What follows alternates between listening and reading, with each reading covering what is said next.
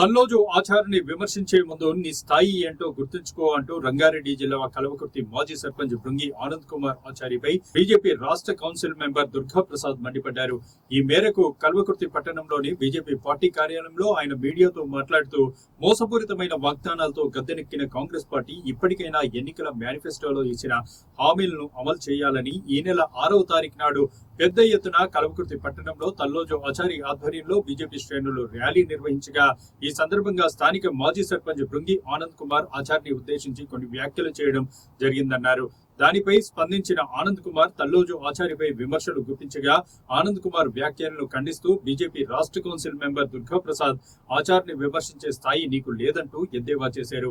అసలు ఆచార్ని విమర్శించే ముందు నీ స్థాయి ఏంటో గుర్తుంచుకో, అవకాశవాద రాజకీయాలు చేసేది నీవని, అధికారం ఎక్కడుంటే ఆ పక్కన చేరడం నీకు అలవాటు అంటూ ఘాటుగా విమర్శల వర్షం కురిపించారు.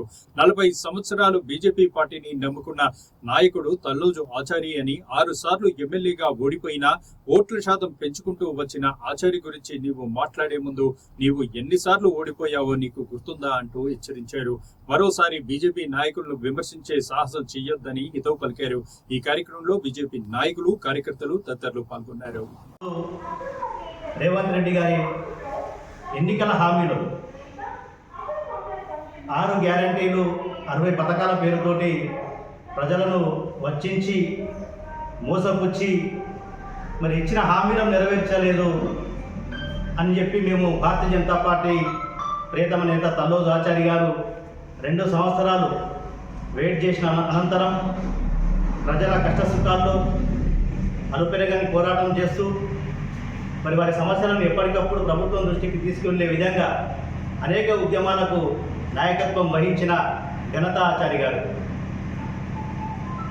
వాళ్ళు ఇచ్చిన 6 గ్యారంటీ పథకాల పేరుతోటి ప్రజలను మోసం చేసిరనే విధంగా ప్రజల సమస్యలని ప్రభుత్వానికి తీసుకువెళ్ళే ఉద్దేశంతో కల్వకుర్తి నియోజకవర్గంలోన 8 మండలాలు, 2 మున్సిపాలిటీలు, మా 6 మండలాల అన్ని మండల కార్యాలయాల ముందు మరి ఎవరైతే పింఛన్లు రాలేదో, వృద్ధాప్య పింఛన్లు రాలేదో, ఎవరైతే మోసపోయి ప్రభుత్వం ఇచ్చిన హామీలతోటి వారందరినీ మరి దృష్టికి తీసుకువెళ్ళి ఎంఆర్ఓ గారికి వినతి పత్రం ఇచ్చే కార్యక్రమంలో కల్వకుర్తిలో మరి ఆగస్టు 6 నాడు కార్యక్రమం ఏర్పాటు చేసినాం.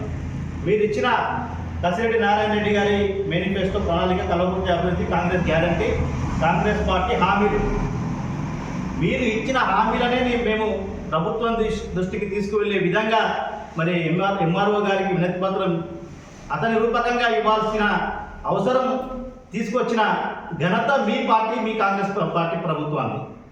ఒకసారి మనం ఎన్నికల మేనిఫెస్టో చూస్తే మొదటగా మహాలక్ష్మి మహిళలకు 2,500 రూపాయలు ప్రతి నెల ఇస్తా అన్నారు.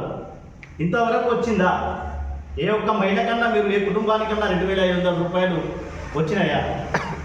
ప్రతి రైతులకు, కౌలు రైతులకు కానీ వ్యవసాయ కూలీలకు కానీ 15,000, 12,000 ఇస్తాను. రైతులకు 2 లక్షల రుణమాఫీ చాలా మందికి చేయలేరు. వరి పంటలకు 500 ఇస్తాను, ఇయ్యలేదు. మరి ఇందిరమ్మ ఇల్లు కొంతమంది మీ కాంగ్రెస్ పార్టీ కార్యకర్తలకి అయినాయి. అర్హులైన ప్రతి ఒక్కరికి మరి నెలకు 4,000 పింఛన్ ఇస్తా అని చెప్పినావు, మరి వారికి కూడా ఇయ్యలేదు. విద్యార్థులకు 5 లక్షల విద్యార్థికి భరోసా కార్డు ఇస్తాను, ఇయ్యలేదు. తెలంగాణ ఉద్యమంలో పాల్గొన్న ప్రతి ఒక్క ఉద్యమకారునికి 2,500 చదరపు గజాల ప్లాటుని మరి ప్రతి నియోజకవర్గ కేంద్రంలో ఇస్తానది మీ రేవంత్ రెడ్డి ప్రభుత్వం కాదా అని చెప్పి మేము ప్రశ్నిస్తున్నాం. నిరుద్యోగులకు నెలకు 4,000 రూపాయలు ఇస్తాన్న మాట మర్చిపోయారా? రాజు ఆరోగ్యశ్రీ పథకం కింద 10 లక్షల ఉచిత విద్య ఇస్తాన్నారు, ఇంతవరకు ఇయ్యలేదు. వెనుకబడిన వర్గాల విద్యార్థులకు ఫీజు రియంబర్స్మెంట్ 2 సంవత్సరాలు అవుతుంది. మరి గతంలో ఉన్న కేసీఆర్ ప్రభుత్వం కూడా మరి విద్యార్థులకు ఫీజు రియంబర్స్మెంట్ విషయంలో అనేక సార్లు విద్యార్థులు సచివాలయం ముట్టడించడం కూడా జరిగింది. మరి 2 సంవత్సరాలు అవుతుంది, ఏ ఒక్క విద్యార్థి కూడా నువ్వు ఫీజు రియంబర్స్మెంట్ ఇవ్వలేదు. మరి 18 సంవత్సరాల నిండిన విద్యార్థులకు ఎలక్ట్రికల్ స్కూటీలు ఇస్తాను, ఇంతవరకు అవి కూడా ఇవ్వలేదు. ప్రభుత్వం ఇచ్చిన మొదటి సంవత్సరంలోనే 2 లక్షల ఉద్యోగాలు భర్తీ చేస్తాన్న ప్రభుత్వం మీది కాదా అని చెప్పి మేము భారతీయ జనతా పార్టీ పక్షాన ప్రశ్నిస్తున్నాం. మరి ఎస్టీలకు ప్రణాళికలో మరి 20 లక్షల వరకు ఆర్థిక సాయం, ఎస్సీ కార్పొరేషన్ నిధులు, అసైన్డ్ భూముల పునరుద్ధరీకరణ, ఉద్యోగుల నైపుణ్య శిక్షణ ఇస్తా అని చెప్పి ప్రభుత్వం మీది కాదా అని చెప్పి మేము ప్రశ్నిస్తున్నాం. అట్టడుగు బీసీ వర్గాల ప్రజల కోసం వివిధ బీసీ వర్గాలకు రిజర్వేషన్లు, నిధులు, సంక్షేమం, విద్యా చేతి వృత్తుల వారికి కూడా సహాయం, విదేశీ విద్యకు నిధులు ఇస్తున్న ప్రభుత్వం మీది కాదా అని అంటున్నాం. ఈరోజు ఇది కల్వకుర్తి నియోజకవర్గంలో తల్లూరు ఆచార్య గారు బీజేపీ పార్టీ కొట్టియలేదు. మీ స్వయాన కల్వకుర్తి నియోజకవర్గం సంబంధించిన కసిరెడ్డి నారాయణ రెడ్డి గారు లక్షలాదిగా కరపత్రాలు కొట్టించి ఇంటింటికి పంపించి మరి ప్రజలు మోసం చేసి ఈరోజు కల్వకుర్తి నియోజకవర్గంలో మీరు తృప్తిలో సాగుకున్న పోయినట్టు మీరు గెలిచింది నిజం కాదా అని చెప్పి కల్వకుర్తి నియోజకవర్గ ప్రజల సాక్షిగా భారతీయ జనతా పక్షాన్ని మేము అడుగుతున్నాం. అనేక మంది వృద్ధులు తమ సొంత ఖర్చులతోటి మరి ఆటోలలో తీసుకొచ్చి మరి అంబేద్కర్ దండేసి దండం పెట్టి మరి ఇప్పుడైనా కొంచెం మేలుకొల్పు అని చెప్పి అంబేద్కర్ సాక్షిగా మొదలుపెట్టుకున్న విషయం వాస్తవం కాదా అని అడుగుతున్నాం. ఈరోజు 100 మంది లేదంటున్నావు కదా, ఒక్కసారి ఈ వీడియో చూడండి. 100 మంది లేరా అని ఇక్కడ ఉన్న స్థానిక నాయకులకు మేము ప్రశ్నించడం జరుగుతుంది. ఒకసారి కళ్ళు తెచ్చి చూడండి, ఈ వీడియో చూస్తే తెలుస్తుంది ఎంతమంది వచ్చారనేది. ఎర్రటి ఎండను సైతం లెక్క చేయకుండా 60, 70, 80 ఉన్న మహిళలు కూడా ఇందులో పాల్గొన్న విషయము వాస్తవం కాదా అని చెప్పి ఈరోజు ప్రశ్నించడం జరుగుతుంది. ఇక్కడ ఉన్న స్థానిక నాయకుడు భృంగి ఆనంద్ కుమార్ గారు మరి మా ప్రియతమ నేత తల్లూరు ఆచార్య గారి పైన ఆరోపణలు చేయడం జరిగింది. మేము ఈరోజు ఆనంద్ కుమార్ గారిని సూటిగా ప్రశ్నిస్తున్నాం. 6 సార్లు ఓడిపోయినా అని చెప్పినావు కదా, నువ్వెన్నిసార్లు ఓడిపోయినావు? నీ రాజకీయ చరిత్రలో నీ రాజకీయ చరిత్రలో 9 సార్లు ఓటమి చెందినావు నువ్వు. 6 సార్లు నిలబడ్డ ఆచార్య మొదటిసారిగా నిలబడితే 8,500 ఓట్లు ప్రజలు ఓట్లేసి మరి ప్రజాభిమానం చూడకుండా. రెండోసారి టీడీపీ అలయన్స్ టికెట్ వస్తే 52,000 వచ్చినాయి. తర్వాత ఎలక్షన్లో మరి బీజేపీకి వెళ్ళి పోటీ చేస్తే 29,000 వచ్చినాయి. తర్వాత బీజేపీకి వెళ్ళి చేస్తే 42,000 వచ్చినాయి. తర్వాత బీజేపీకి వెళ్ళి పోటీ చేస్తే 60,000 వచ్చినాయి. మొన్నటికి మొన్న 70,000 ఓట్లు కల్వకుర్తి నియోజకవర్గ ప్రజలందరూ కూడా తమ అభిమానాన్ని చూపించి ఓటు ద్వారా చూపించడం జరిగింది. మరి నీ రాజకీయ చరిత్ర ఏంది? ఎక్కడ పచ్చగుంటే అక్కడ పందిరి కప్పే నువ్వు మా గురించి విమర్శలు చేస్తున్నావా? నీ రాజకీయ జీవిత చరిత్రలో ఎన్నిసార్లు పార్టీ మారినావు? మొదటగా నీ రాజకీయ రంగ ప్రవేశము భారతీయ జనతా పార్టీ రాజకీయ రంగ ప్రవేశం చేసినావు బీజేపీ ద్వారా. తర్వాత జరిగిన ఎక్కడ ఎమ్మెల్యే గెలిస్తే అక్కడ పోయినావు. తర్వాత టీడీపీలో పోయినావు, కాంగ్రెస్లో పోయినావు. మళ్ళీ ఇండిపెండెంట్గా కసిరెడ్డి నారాయణ రెడ్డి గారు ఇండిపెండెంట్గా నిలబడితే ఆటో గుర్తు మీద కేవలం డబ్బుల అహంకారంతో వాళ్ళు నిన్ను కొని నిన్ను ఆయన పంచాయతీ చేరింది నిజం కదా. తర్వాత మళ్ళా టీఆర్ఎస్లో చేరినావు. మళ్ళీ తర్వాత మొన్న ఎమ్మెల్యే ఎన్నికల్లో కాంగ్రెస్లో చేరినావు. అధికార పార్టీ ఎమ్మెల్యే ఎక్కడుంటే అక్కడ నువ్వు నీ పదవుల కోసము నీ పబ్బం గడుపుకోవడానికి పార్టీలు మారి నువ్వు మా ఆచార్య గారిని విమర్శించే స్థాయి అని. ఖబర్దార్ ఆనంద్ కుమార్, ఇంకోసారి బీజేపీ పార్టీ పైన కానీ మా ప్రియతమ నేత అనునిత్యం ప్రజల కోసం ఓటమి చెందిన గెలుపులో త్రుటిలో తప్పించుకున్న ఈ ప్రజల కోసం రెవెన్యూ డివిజన్ సాధన విషయంలో కానీ, కల్వకుర్తి ఎత్తిపోతల పథకంలో సాధనలో కానీ, రైతులకు సంబంధించిన అనేక విద్యుత్తు ఇక్కడ ఇస్తలేరనే ఉద్దేశంతో ఆమనిరాదేశం చేయడం జరిగింది. ట్రాన్స్ఫర్లు ట్రాన్స్ఫర్ అయితే ఇక్కడ ఉన్న సబ్స్టేషన్ మరి కరెంటు రిపేర్ సెంటర్ను కూడా జట్టెలకు ట్రాన్స్ఫర్ అయితే దాన్ని కూడా ఇక్కడ చెప్పించడానికి కూడా ఉద్యమం చేయడం జరిగింది. ఇవన్నీ కల్వకుర్తి ప్రజలకు మొత్తం తెలుసు, నీకు తెలియకపోవచ్చు. నువ్వు రాజకీయ అజ్ఞానివి. నువ్వు కేవలం నీ రాజకీయ పదవుల కోసము పబ్బం గడుపుకోవడానికి ఎక్కడ అధికారం ఉంటే అక్కడ నయవంచ పాలన చేస్తుంది కల్వకుర్తి ప్రజల. నీ చరిత్ర మొత్తం కూడా కల్వకుర్తి ప్రజలకు తెలుసు.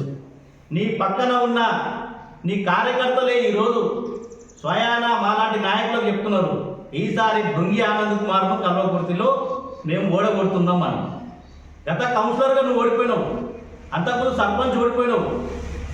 9 సార్లు 6 సార్లు నువ్వు కాటమీద ఎన్నికలలో 100 కోట్ల ఉన్న కాటమీద ఎన్నికల్లో కార్మికులు నిన్ను గెలిపేలేరు.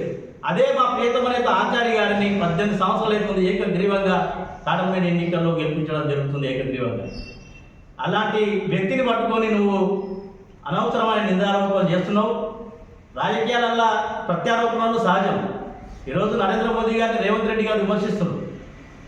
ఇక్కడ ప్రజలకు ఇచ్చిన హామీల విషయంలో దశరెడ్డి నారాయణ రెడ్డిని కానీ రేవంత్ రెడ్డి ప్రభుత్వాన్ని కానీ ప్రతిపక్ష పార్టీల బాధ్యత విమర్శించేది. ప్రతిపక్ష పార్టీ అనేది విమర్శిస్తే ప్రభుత్వం దృష్టికి తీసుకపోతేనే కదా ప్రజలకు మీరు ఇచ్చిన హామీలను నెరవేర్చే బాధ్యత తీసుకున్నారు వాళ్ళు. అలాంటి వ్యక్తిని పట్టుకొని మరి మీరు నీచంగా ఆచార్య గారికి 100 మంది లేరు, కార్యకర్తలకు పదవులు ఇవ్వలేరు, నువ్వు బీసీ కమిషన్ గురించి మాట్లాడావు. నువ్వు ప్రతి ఎన్నికలలో నీ స్లోగన్ ఉంటుంది, విద్య గల వ్యక్తి నేను యువకుణ్ణి అని పెట్టుకుంటున్నావు కదా. నువ్వు కనీసం డిగ్రీ చదివినావు. నువ్వు బీసీ కమిషన్కు రాజ్యాంగ హోదా పదవులు ఏముంటాయనేది కూడా నీకు తెలియదా? లోన్లు ఇచ్చేదా బీసీ కమిషను? ఉద్యోగం ఇచ్చేదా బీసీ కమిషను? ఉద్యోగాలు ప్రభుత్వాలు ఇస్తాయి, లోన్లు ప్రభుత్వాలు ఇస్తాయి. ఆ బాధ్యత మీది. సిగ్గుండాలి మన ఆనంద్ కుమార్ గారికి మాట్లాడడానికి. బీసీ కమిషన్ రాజ్యాంగ హోదా నరేంద్ర మోదీ గారి ప్రభుత్వంలో బీసీ కమిషన్ సభ్యుడిగా రాజ్యాంగ హోదా మొట్టమొదటిగా దేశ స్వతంత్ర చరిత్రలో రాజ్యాంగ హోదా కల్పించింది బీసీ కమిషన్కు. ఆ బీసీ కమిషన్ ఏర్పడ్డాక మొదటి వ్యక్తి మరి దక్షిణాది రాష్ట్రాలకు వెళ్ళి తల్లూరు ఆచార్య గారిని నరేంద్ర మోదీ గారు రాష్ట్రపతి గారు మరి సభ్యునిగా తీసుకోవడం జరిగింది. ఎంతో అనుభవం ఉంది కనుక బీసీలలో. బీసీ అట్టడు కులాల వర్గాలకు చెందిన వ్యక్తి కనుక బీసీ కమిషన్ సభ్యునిగా నియమించిండ్రు. మరి బీసీ కమిషన్ అనేది మరి ఉద్యోగాలు ఇయ్యనికనో లోన్లు ఇయ్యనికనో కాదు. ఎవరికైనా బీసీలకు ఏ అన్యాయం జరిగితే ప్రభుత్వం దృష్టికి తీసుకుపోవడం కానీ, కోర్టు కేసులు కానీ, భూమి కేసులు కానీ అనేకమైన ఈరోజు బీసీ కమిషన్ రాజ్యాంగ హోదా ఉన్న బీసీ కమిషన్ మెంబర్ ఆచార్య గారు చాలా దేశంలో చాలా సమస్యలు పరిష్కరించాడు. నవోదయ విద్యాలయంలో మరి సీట్లు 100% బీసీలకు ఇప్పించే విధంగా దేశవ్యాప్తంగా కూడా కేంద్రీయ విశ్వవిద్యాలయాల్లో బీసీలకు 27% సీట్లు కేవలం ఆచార్య గారి పుణ్యాన్నే ఈరోజు బీసీ రాజ్యాంగ కమిషన్ ఉన్నందుకే ఈరోజు ఆ సీట్లు ఇవ్వడం జరిగింది.